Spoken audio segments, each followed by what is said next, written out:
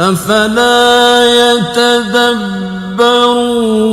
القرآن أم على قلوب أقفالها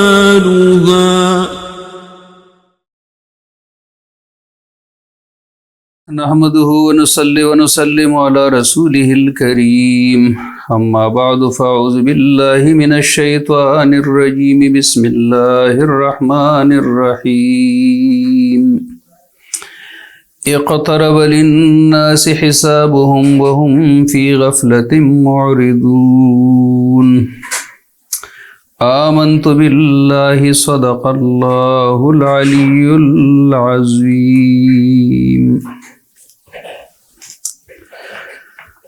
آج کے درس میں ہم انشاءاللہ العزیز 17ویں پارے کی تفسیر کا خلاصہ پیش کریں گے۔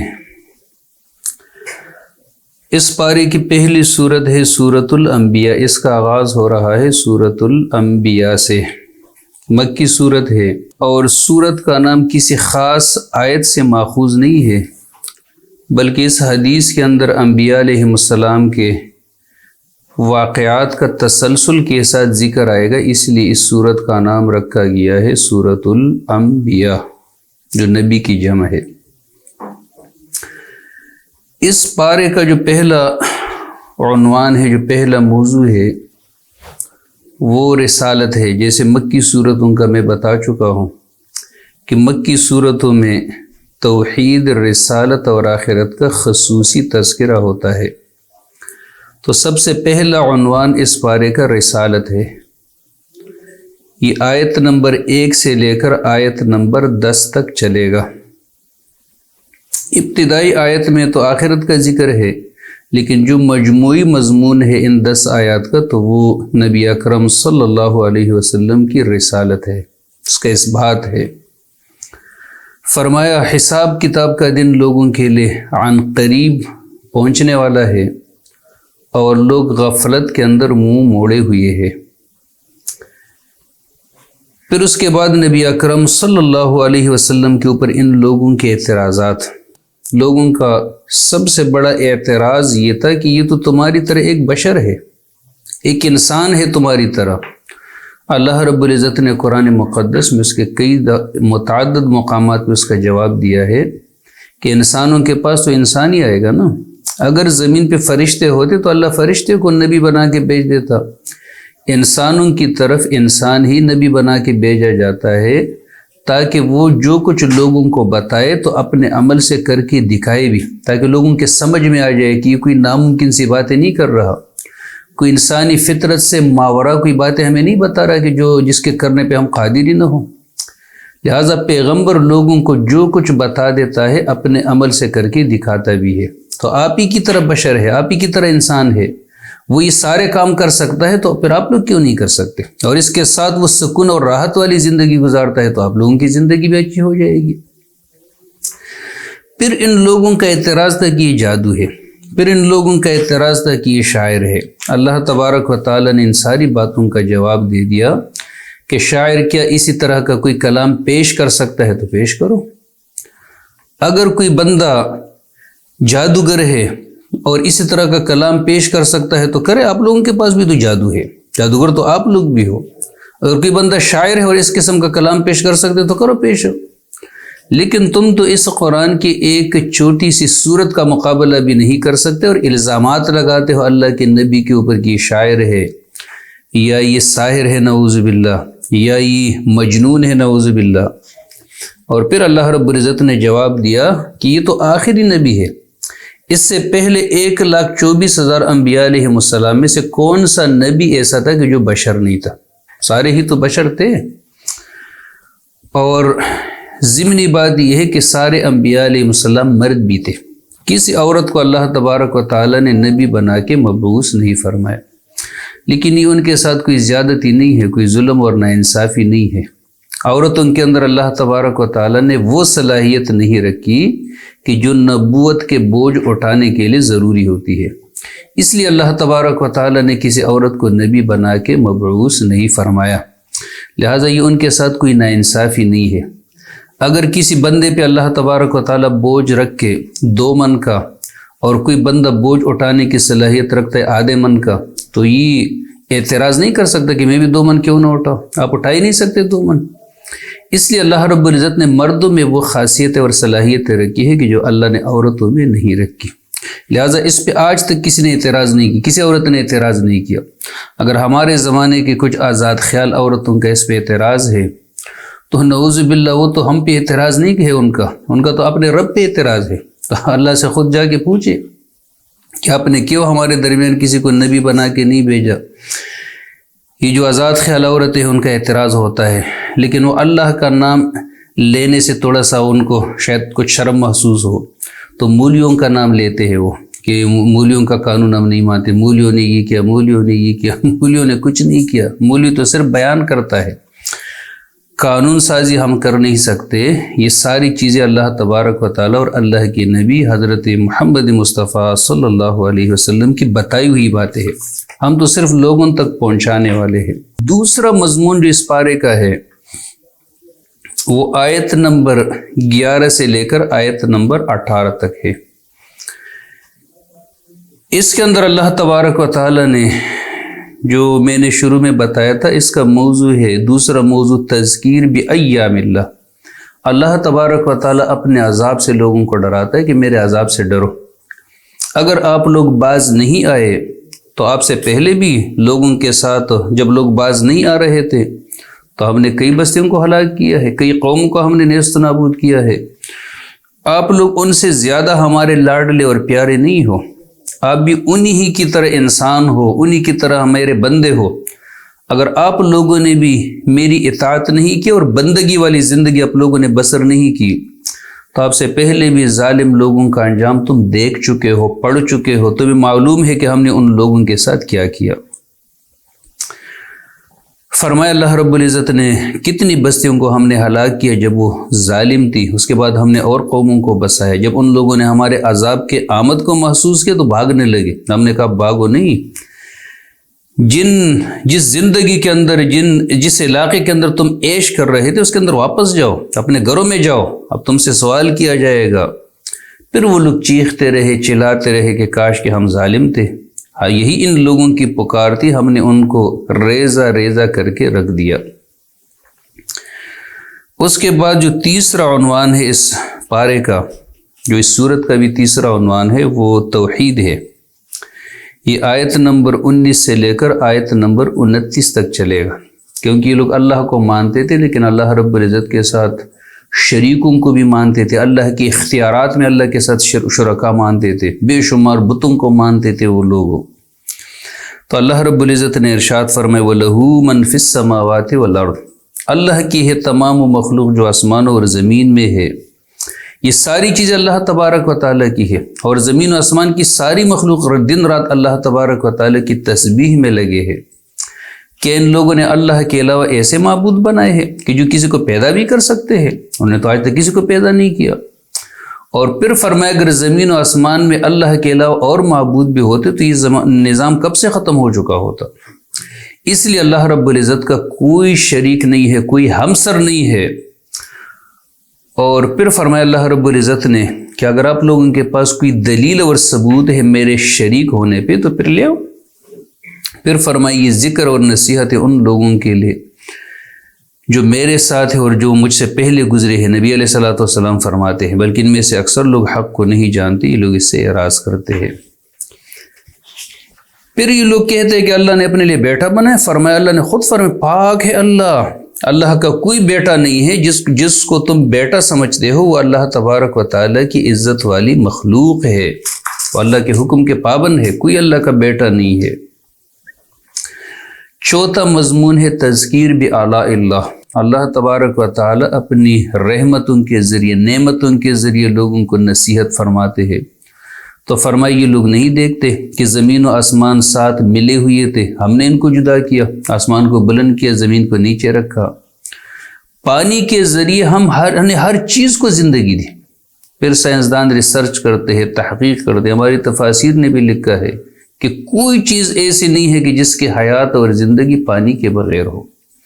اس لیے دنیا میں سب سے سستی چیز بھی پانی ہے، تاکہ ہر انسان کو جینے کا حق حاصل ہو۔ کیا یہ لوگ ایمان نہیں رکھتے؟ ہم نے زمین کے اوپر کیسے پہاڑوں کی میخیں ڈال دی تاکہ زمین ڈھلک نہ جائے؟ ہم نے اس کے اندر کیسے کھلے کھلے راستے بنائے ہیں تاکہ لوگوں سے ہدایت حاصل کرے، رہنمائی حاصل کرے؟ ہم نے آسمان کو کیسے محفوظ چھت بنایا؟ یہ لوگ اس کی نشانیوں کو دیکھتے ہوئے پھر بھی اسے اعراض کرتے ہیں۔ اللہ وہ ذات ہے جس نے دن اور رات جیسے نظام کو پیدا کیا، لوگ پیدا کر کے دکھائے۔ اور اللہ وہ ذات ہے جس نے سورج اور چاند کو بنایا، نہ صرف بنایا بلکہ ایک نظام کے تحت ان کو چلایا جس کے اندر آج تک کوئی خرابی نہیں آ سکی۔ ہمارے سسٹم میں جو ہم بناتے ہیں وہ بھی اللہ تبارک و تعالیٰ کی توفیق سے بناتے ہیں، اللہ نے جو دی ہوئی صلاحیتوں سے بناتے ہیں، لیکن اس کے اندر کتنی خرابیاں ہوتی ہے۔ آج تک سورج کا نظام، چاند کا نظام، اس کا جو مدار ہے اس کے اندر کوئی خرابی نہیں ہے۔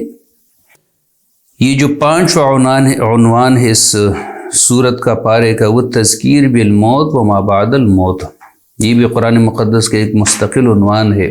اللہ موت کے ذریعے لوگوں کو نصیحت کرتا ہے، موت کے ذریعے لوگوں کو سمجھاتا ہے کہ بالآخر مرنا ہے، بالآخر اس دنیا سے جانا ہے، سدھر جاؤ۔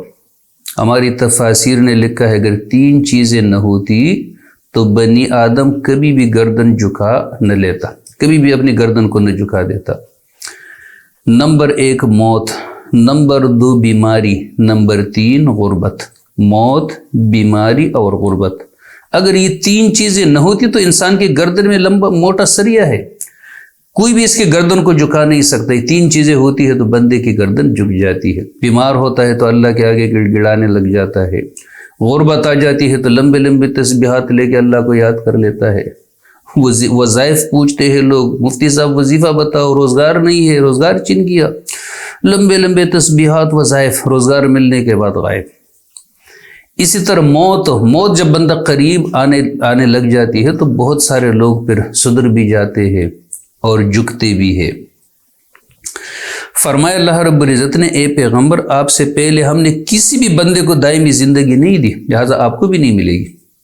اگر آپ مر جائے تو کیا یہ لوگ ہمیشہ کے لیے رہیں گے؟ پھر فرمایا ہر ذی روح کو کل نفس ذائقۃ الموت، ہر ذی روح کو بالآخر موت کا مزہ چکھنا ہے، بچنا کسی نے نہیں ہے۔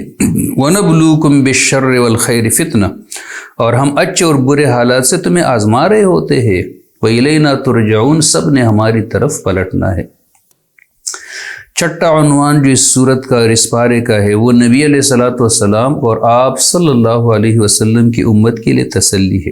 فرمایا یہ لوگ تمہارا مذاق اڑاتے ہیں اور مذاق اڑا کے کہتے ہیں کہ یہ شخص تمہارے بتوں کا برا بھلا کہتا ہے، جس کے پاس نہ کوئی بڑی دولت ہے، نہ اس کے پاس کوئی نوکر چاکر ہے، نہ اس کے پاس کوئی بنگلے ہے۔ فرمایا اللہ رب العزت نے انسان پیدا کیا گیا ہے جلد بازی سے، میں تمہیں اپنی نشانی دکھاؤں گا، آپ جلد بازی نہ کریں۔ یہ لوگ کہتے وعدہ کب پورا ہوگا، قیامت کب آئے گی جس کی تم دھمکیاں دے رہے اگر تم سچے ہو۔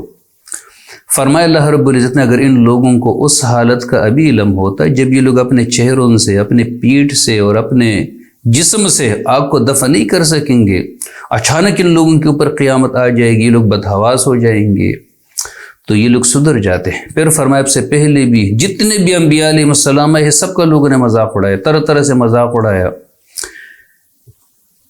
اور پھر جس کا ان لوگوں نے مذاق اڑایا تو ان لوگوں کو اللہ تبارک و تعالی نے اپنے عذاب اور اپنے گرفت میں لے لیا، لہٰذا یہ لوگ بھی بچ نہیں سکیں گے۔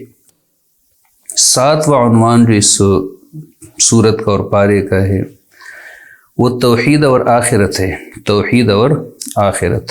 یہ آیت نمبر 42 سے لے کر آیت نمبر 50 تک چلے گا۔ اس سے پہلے جو عنوان تھا وہ 36 سے لے کر 41 تک تھا، یہ 42 سے لے کر 50 تک ہے۔ فرمایا اللہ رب العزت نے کون ہے جو تمہاری حفاظت کرتا ہے دن اور رات میں؟ یہ لوگ اپنے رحمان کی یاد سے منہ موڑ رہے ہیں۔ کیا ان لوگوں کے پاس اور الہ ہے کہ جو ان لوگوں کی حفاظت کرتے ہیں ہمارے بغیر؟ جن کو ان لوگوں نے الہ بنے وہ تو اپنی مدد بھی نہیں کر سکتے۔ پھر فرمایا اللہ تبارک و تعالی لوگ دیکھتے نہیں ہیں کہ ہم کیسے زمین کی طرف آتے ہیں اور ہر طرف سے کفر کا دائرہ ہم کیسے تنگ کرتے ہیں، کیا یہ لوگ ہمارے اوپر غالب آ سکتے ہیں؟ پھر اس کے بعد اس سورت کا جو 8واں عنوان ہے وہ حضرت ابراہیم علیہ السلام کا تذکرہ ہے، وہ بھی توحید کے ضمن میں اللہ رب العزت نے فرمایا، آیت نمبر 51 سے لے کر 75 تک۔ ابراہیم علیہ الصلوۃ والسلام کے بارے میں ارشاد فرمائے کہ ہم نے ان کو بڑی ہوشمندی دی تھی، عقل دی تھی، ہم نے اس کو سمجھ دیا تھا۔ جب اس نے اپنے والد اور اپنی قوم سے کہا یہ کون سی مورتیں ہیں جو تم لوگوں نے بنائی ہیں جس کے آگے تم جھکتے ہو؟ انہوں نے کہا ہمیں تو کوئی عطا پتہ نہیں ہے، لیکن ہمارے بڑے ان کو پوجتے تھے، ان کی عبادت کر رہے تھے۔ ابراہیم علیہ السلام نے فرمایا آپ بھی اور تمہارے بڑے بھی سب گمراہی میں ہو۔ انہوں نے کہا مذاق کرتے ہو، واقعی سیدھی سنجیدہ بات کر رہے ہو۔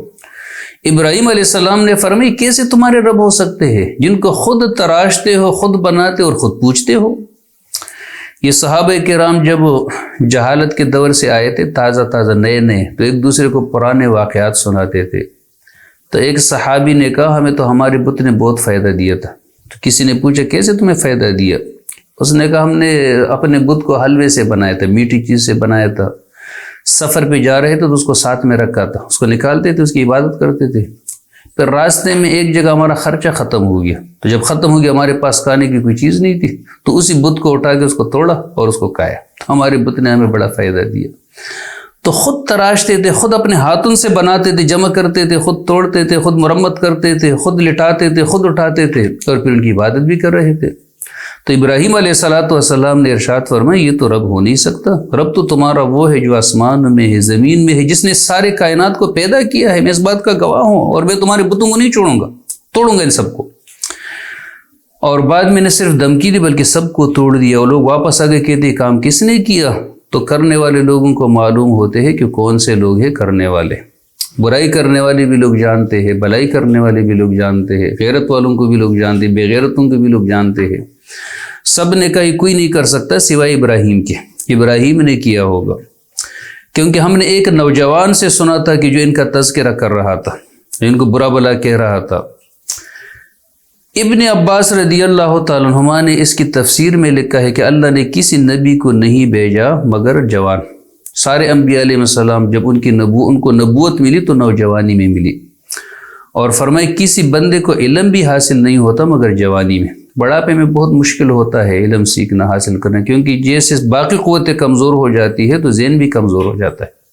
ہاتھ پاؤں میں اگر کمزوری آ جاتی ہے تو دماغ بھی کمزور ہو جاتا ہے۔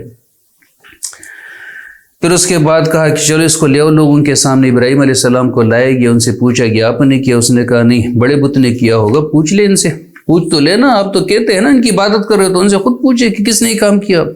انہوں نے کہا یار یہ تو ہم کیسے پوچھیں ان سے، یہ تو بات ہی نہیں کر سکتے۔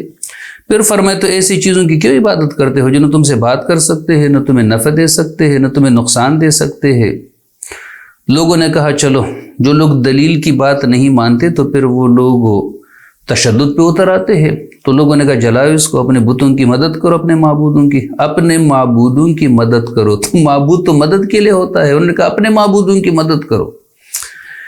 ابراہیم علیہ السلام کو آگ میں ڈالا، لیکن ابراہیم علیہ السلام کو آگ نے کچھ نہیں کہا۔ رب نے حکم دیا آگ کو کونی بردم و سلاما علی ابراہیم۔ ہم اس آیت سے دم تو کرتے ہیں لیکن ابراہیم کے راستے پہ نہیں چلتے۔ ہمیں بھی جرأت دکھانی چاہیے نا، یہ صرف دم کے لیے تو نہیں ہے قرآن کے واقعات تو ہے اس مقصد کے لیے کہ ہمیں بھی اس مشن کو اپنانا چاہیے جو حضرت ابراہیم علیہ السلام نے اپنایا تھا۔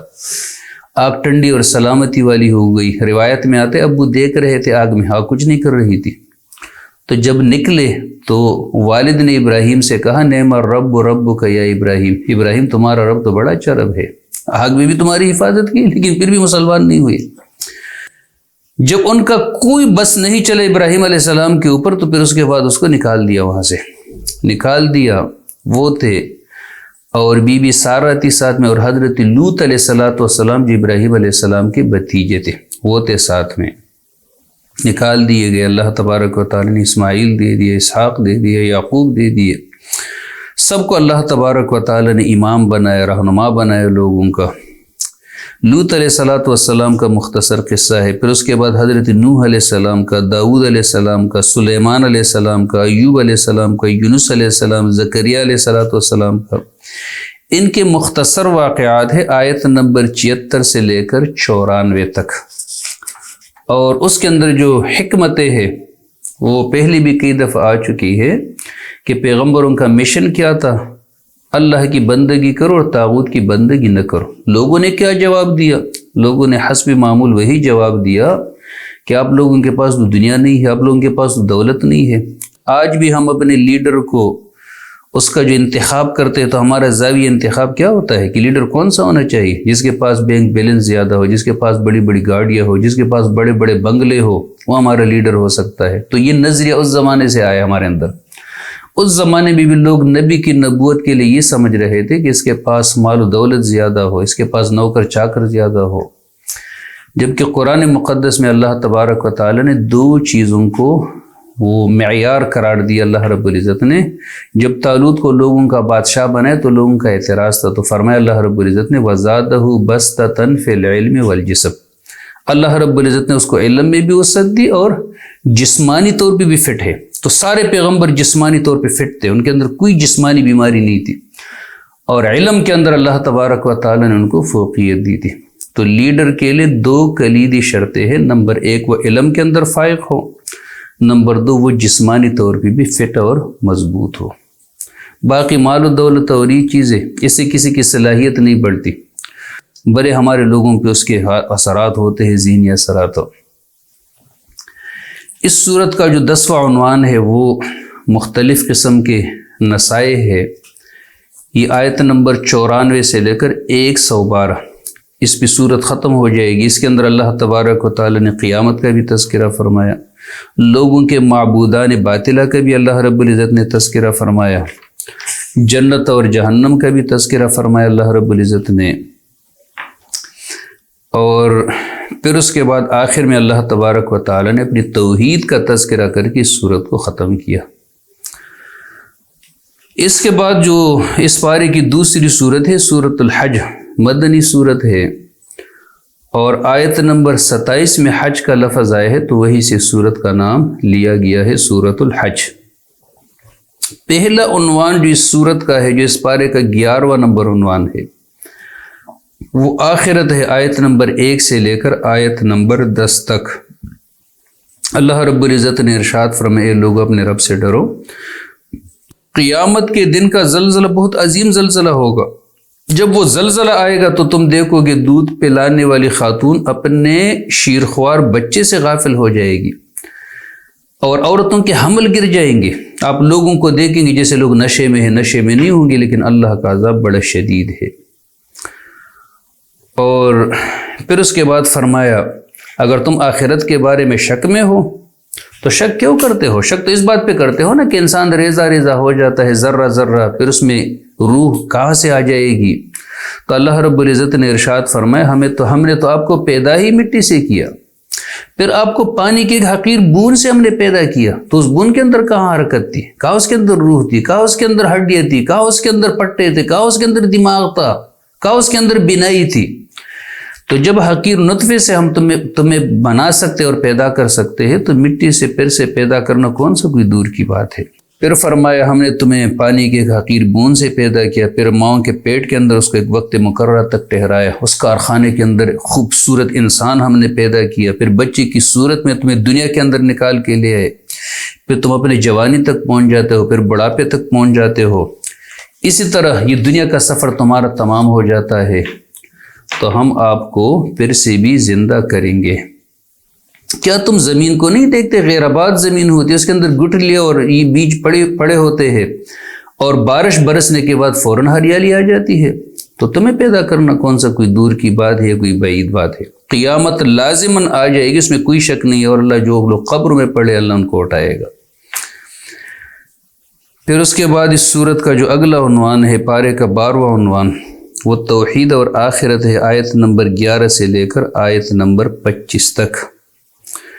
فرمایا اللہ تبارک و تعالی نے، لوگ اللہ کے علاوہ ان کو پکارتے ہیں کہ جو نہ نقصان دے سکتے نہ نفع دے سکتے ہیں۔ یہ کلی گمراہی کی انتہا ہے۔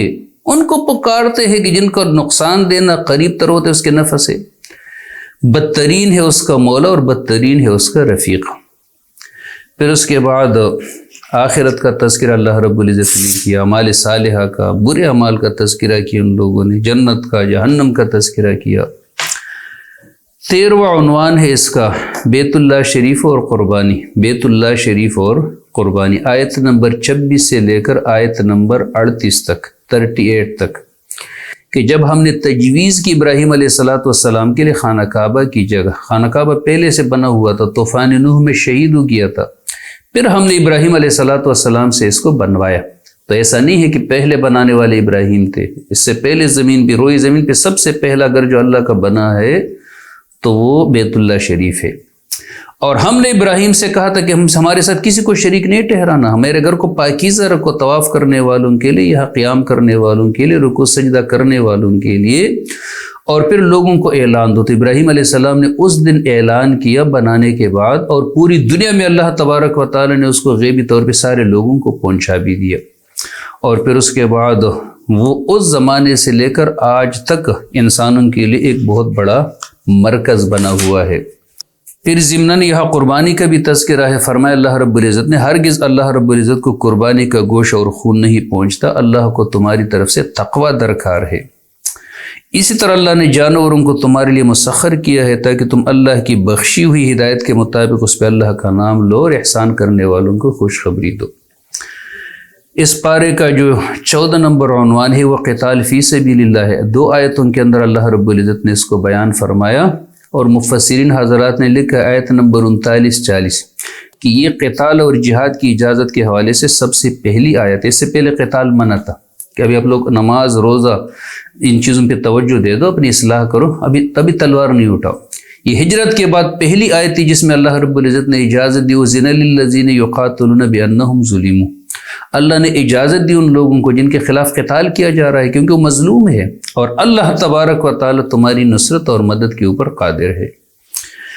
پھر اس کے بعد اس کا 15 عنوان ہے حکومت الہیہ، اسلامی حکومت۔ دیکھو قرآن و سنت میں ہر چیز وضاحت کے ساتھ بیان ہے، اس میں کسی فلسفے کی کوئی ڈھونڈنے تلاش کرنے کی کوئی ضرورت نہیں کہ ہم خود ساختہ کوئی نکات بیان کرے، خود ساختہ کوئی چیزیں بیان کرے۔ ہمارے یہاں بھی نعرے لگتے، کبھی کوئی کہتے میں خلافت کا نظام لا رہا ہوں، کوئی کہتے میں مدینے کی ریاست بنا رہا ہوں۔ قرآن مقدس نے اس ایک آیت کے اندر اسلامی حکومت کی ذمہ داریاں بتائی ہے۔ کوئی بھی بندہ کہے تو 4 چیزیں اس میں تلاش کرو، اگر وہ 4 کام کر رہا ہے تو اسلامی حکومت وہ ہے اور اس کی طرف بڑھ رہا ہے۔ اگر 4 کاموں میں سے کوئی ایک کام بھی نہیں کر رہا ہے تو اس کا مطلب یہ ہے کہ وہ اسلامی حکومت کی طرف نہیں بڑھ رہا، یہ ایسے دعوے کرتا ہے، لوگوں کو ایسے بیوقوف بنا رہا ہے۔ قرآن مقدس کی اس آیت میں جو سورہ حج کی آیت نمبر 41 ہے، 41، اس کو دوست یاد کرے۔ فرمایا اللہ نے الذین ان مکناہم فی الارض، وہ لوگ اگر ہم ان کو حکومت دے زمین میں تو اقاموا الصلاۃ، سب سے پہلا کام یہ کہ وہ نماز کا نظام قائم کریں گے۔ ہم اپنے لوگوں سے بھی کہتے ہیں، اپنے دوستوں سے بھی کہتے ہیں کہ اگر ہم خود نماز نہ پڑھے تو ہم اسلامی نظام کا دعویٰ کیسے کرتے؟ اسلامی نظام کا تو پہلا فرض یہ ہے کہ وہ نماز کا نظام قائم کریں گے۔ وَآتَوُا الزَّكَاةَ، زکوٰۃ دیں گے، دوسرا کام زکوٰۃ کا نظام ہوگا، نماز کا نظام، زکوٰۃ کا نظام۔ وَأَمَرُوا بِالْمَعْرُوفِ وَنَهَوْا عَنِ الْمُنْكَرِ، امر بالمعروف اور نہی عن المنکر، یہ 4 چیزیں ہیں، 4 نکات ہیں، 4 کام ہے اسلامی حکومت کے۔ لہذا اسلامی حکومت کو اگر پہچان نہ ہو تو جو 4 کام کرے گا وہ اسلامی حکومت ہوگی، وہ مدینے کی ریاست ہوگی، وہ خلافت کا نظام ہوگا۔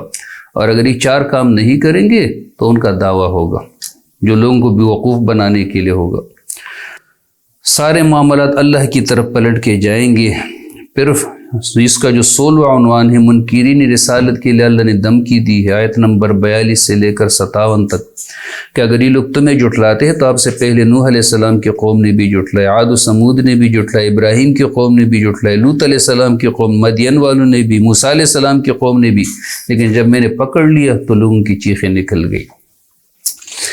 پھر اس کے بعد 17واں عنوان ہے، اس میں متفرق احکامات ہے، توحید ہے، آیت نمبر 58 سے لے کر 78 تک، جس پہ سورت بھی ختم ہو جائے گی اور یہ پارہ بھی ختم ہو جائے گا۔ اللہ ہم سب کو صحیح سمجھنے اور عمل کرنے کی توفیق عطا فرمائے۔ وآخر دعوانا الحمد للہ رب العالمین۔